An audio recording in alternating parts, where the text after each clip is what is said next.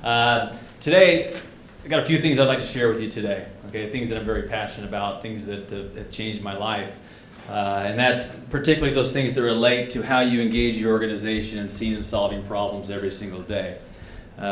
Through our lean transformation, we've learned some very valuable lessons. I'd like to just share a couple of them with you today. But like I said, it's changed the way, it's changed our business, it's changed our employees, it's changed the way we think. You know, our employees now do about 70 implemented suggestions a year. In 2014, that was over 35,000 implemented suggestions by our shop floor employees. It's changed the way I think, the way I see the world, the way I parent. It's fundamentally changed my life. And that's how I know that these principles are good, and they're because they go beyond work. They go into your life. And so, therefore, I have a lot of passion associated with these things I'm going to talk about today. To begin with, though, I want to just share an experience that I had just 2 weeks ago that re-taught me this lesson, okay? And it's a critical lesson. After our company meeting, I was hanging out just to kind of engage with employees after, and this new shop floor employee came up to me. He was a temporary employee, and he introduced himself. I'd never met him before. And he says, "Are you the one that's in charge?" I thought, you know, that was kind of strange. I thought, sure, I guess. He says, "I need to talk to you." So, okay. And so we sat down and we talked for about 30, 45 minutes. And he shared with me his work. He says, "I was brought on here to clean machines."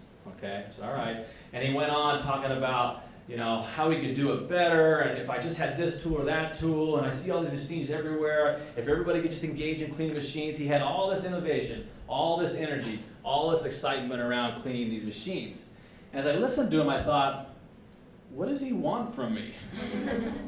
Because he's using language like there was like permissions, or could you do this? And I thought, what does he want from me? And after a while, I realized that this temporary employee that we brought on board, nobody introduced him to the improvement system. Nobody told him why we improve, how we improve, or what we improve. Nobody introduced him to it. And so he sat there with me telling me all his good ideas, and at the end I thought, this poor guy, he's going to be so disappointed in me because I'm going to do nothing of what he said. That is, he brought with him an improvement system. And his improvement system was find the guy in charge, tell him everything that needs to be done, and hope that it happens. And that improvement system is not what we do at U Synthetic. And so he was set up for disappointment. He's going to realize that I even talked to the VP of operation and he didn't do a single thing I said. So imagine what his world's going to be like now.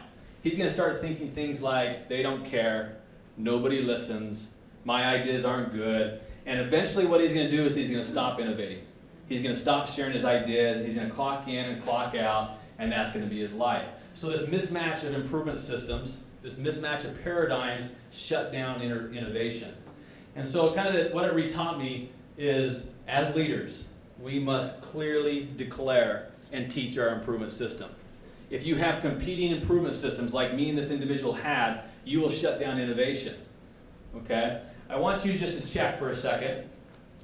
What is your improvement system at your organization? If you can't clearly describe it or teach it, then you likely have this condition that I just described with your employees. You're going to have a mismatch of the way things get done. And if that is the case, your people are either they're diminishing in their innovative capabilities or they've already been diminished. And they're saying things like, you don't care, you don't listen, my ideas aren't valuable. Okay? So think about what your improvement system is. And if you don't know, write it down, on the plane, on the right way home. And then your next job is go check and see if it's real. Go to the work site and say, is this really our improvement system? And your job is to teach and check that improvement system every single day, to reinforce it, to make it better, so that we're more aligned on the things that matter most. Okay? And this temporary employee re-taught me that lesson. This is our improvement system. I'm not going to go into detail on it, but I want to talk about some critical elements. Okay? We call it our value improvement process, but essentially it begins with aligning people to vision and strategy, doing problem solving, inventing new ways of working, sharing and leveraging those across the organization, and then ultimately changing our work behaviors, or the way we think, so it's sustainable and becomes cultural. This is our improvement system. But the reason why I share this, I want to talk about the front end of this process, the alignment component of it. We got to align people to our vision and our strategy. Okay? And I want to talk a little bit about vision first. okay? It's really, really important to align people to vision. And when I say vision, I'm talking very high level things like, why does the business exist? What is its purpose, okay? So when we do an alignment activity with our people, or we've done, we recently did one with an outside company with their executive leaders, we did this alignment activity. And what we started with was, what is your purpose in life? We had every leader, every executive ponder that. How do you measure success in life? And then they shared it with the group, okay? And there was a couple things we learned in that exercise. One, our purposes in life are very common. It's about family, about relationships, about having fun. It's about growing, developing, making an impact on others. You're going to find that most people's purposes are very, very similar and very common. And I'll tell you, when these executives were describing their purposes, there was high energy. They were excited. They were committed. You could feel the passion in the room relative to it. Okay? There was no uncertainty of whether they were going to work hard the rest of their life to achieve those purposes. And then we said, all right, thanks for sharing that. Now tell me what your purpose of your business is. And they went into, we want to be the best in the world at ... We want to grow earnings, improve stock price. We want to gain market share. They went into this business language. And all the feeling in the room was lost. All the emotion, all the passion, all the desire. And we stopped them and said, what just happened there? How do you go from a high energy to low energy? And we said, what you have to do as leaders, you have to make the connection between personal vision and the business, okay? And so the way we do that is, first of all, we need to understand what are these purposes in life? What are these commonalities that we all desire out of life? Thomas Jefferson, when he wrote the Declaration of Independence, he declared the purpose of the nation when he said that it is for life, liberty, and the pursuit of happiness, okay? And then later it says, and if any government, I'll say business or organization, stands in the way of these pursuits, it should be altered or abolished, okay? In other words, this nation was founded for something bigger, okay? And my question is your companies, are they founded for something bigger, or are they just founded for market share, growth, and profits? If that's the way you talk, then you've lost the energy and the engagement, the excitement about your business. So the idea is we want to marry the two. We want to align your personal purpose and vision with business purpose. And when you do that, you bring the energy and the passion into the business. And it's not that hard to align it, okay? At a minimum, don't let your business get in the way of life, liberty, and the pursuit of happiness. At a minimum, okay? But ideally, it should promote it, okay? We should acknowledge that the business is doing good for people's lives. And I'll tell you, it's not that hard. What I want you to do is take some time to reflect about your purpose in life, and then I want you to ask yourself, how is your business helping you fulfill that? It's actually a really easy connection, because nobody ever had a great life in a poor economy. Nobody ever had a great life in a business that was dying. The fact is, when businesses are strong, life is pretty good. And so we want to make that realization for everybody in the company. We want everyone to understand, why isn't a strong business important to me? I don't want to create this conflict between my life and what I want and what the business wants. I want alignment. And the business needs to be set up to fulfill people's purposes if you want to bring that energy into the business, commitment, and engagement.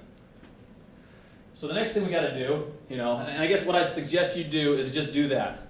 Ponder your purpose of life and gather stories relative to how the business has helped you do that.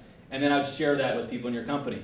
And I'd ask them the same questions. What do you want out of life? And how has this business helped you do that? Help people make the connection between business and personal vision. The next thing we got to do, we've aligned now to the kind of big picture why and the purpose of the business. The next thing we got to align people to is the strategy, okay? And we boil that down to very, very simple things. Who is the customer? What do they value? How is value created? What's your connection to that value creation? How well are you performing at that? What opportunities do you see, and what are you improving? Standard questions that we ask every employee in the organization, okay? And so I'm going back to my story with this temporary worker, okay? He sat in front of me and said, my job is to clean machines. I have tons of ideas of how we can clean machines better. In fact, I have ideas of how everybody can clean machines better. Was he aligned?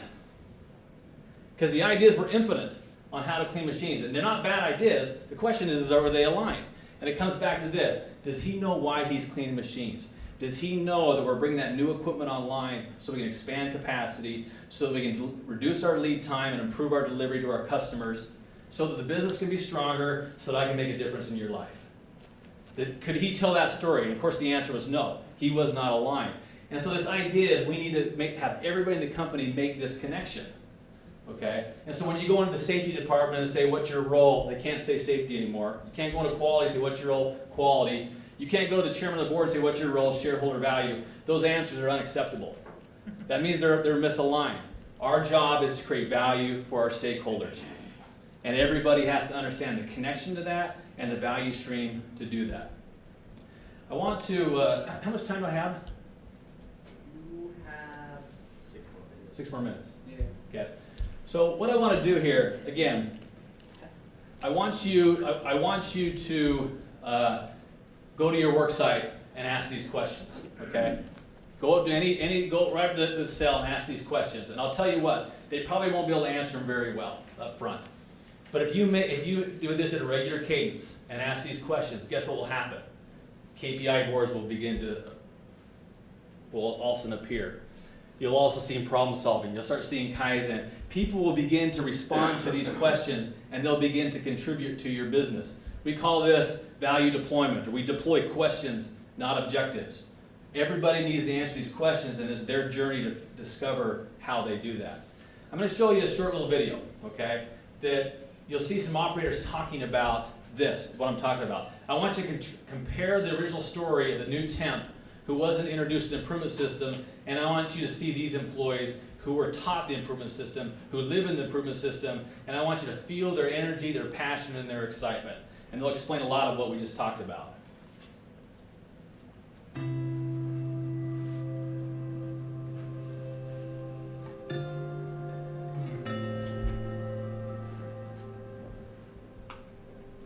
It's about developing problem solvers, and are we engaging our minds?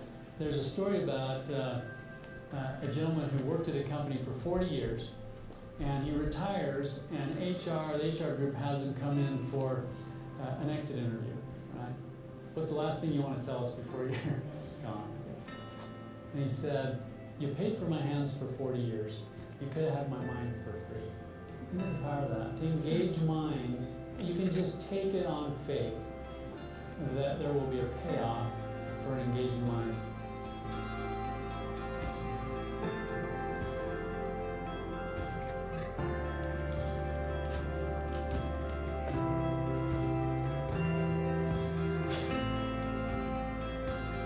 My favorite thing working at US Synthetic is the people. I like working here because they care about the employees. The respect and trust that's given to each individual, no matter what their job title is. They really make you feel comfortable, like you belong. The freedom that we have to kind of run our own business. Feels good. I mean, it's a good atmosphere. This is our business. We take care of our customer. We, as the operators, have control of what we deliver to them.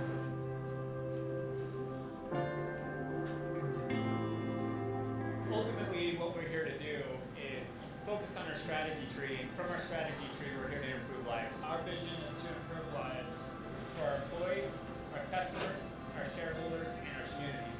This is our business perspective, is to be the leader in diamond solutions. It's kind of the vehicle to improving lives.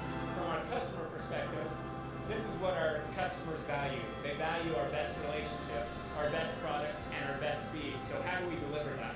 We deliver that through our internal perspective. We need to help them succeed and be responsive. We're going to give our customers the best product. We're going to be on target and have the best technology.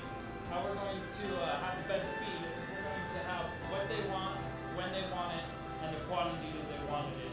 Our core values is something that has driven this group together. T-Frogs, trust, fun, respect, openness, growth, and service. You gotta have trust, you gotta have fun, you gotta have respect, you gotta have openness, you have to have growth, and you have to have service. The biggest drivers of that is respect and service. And the reason why I say that is you look at this board right here, this is all from respect.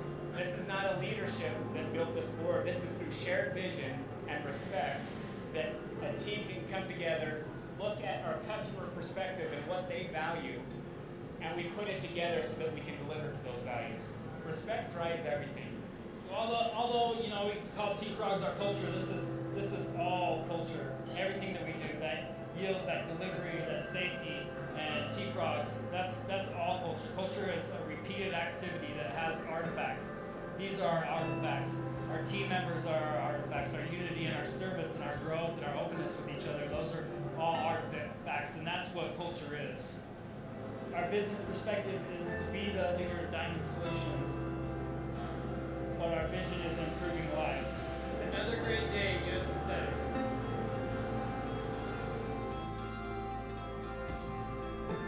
So I hope you can see the difference between that first temporary employee that didn't know the improvement system. He didn't know why we were improving. He didn't know how to improve. He didn't know what to improve. But yet he was full of innovation. Okay? So it was there, but we didn't enable him to be great. In fact, if we continued this way, we would have shut him down, and he would have felt bad about his work. So as leaders, declare your improvement system. Teach it every single day. Go see it and see if it's real. Enhance it, improve it. And part of that improvement system is alignment. It begins with alignment. Align your business to personal purpose. Talk to people about what they want out of life. Help them make the connection to a successful business, how it helps them achieve those things, so they know that the business success is essential to their personal purposes. And last, connect them to the customer, value, the value stream, and expect that they can see gaps in that so that they can see and solve problems. Because that's really the strategy, is serving our customer well. And it's fun work. People enjoy it, and ultimately it changes lives. That I myself am a product of our purpose, which is improving lives. My life has dramatically changed because of the things that I've learned at work. Like I said, it's changed me as a leader, it's changed me as a father, it's changed me as a citizen because of the things I've learned. That is our vision, and that's what we aim to do. So, thank you.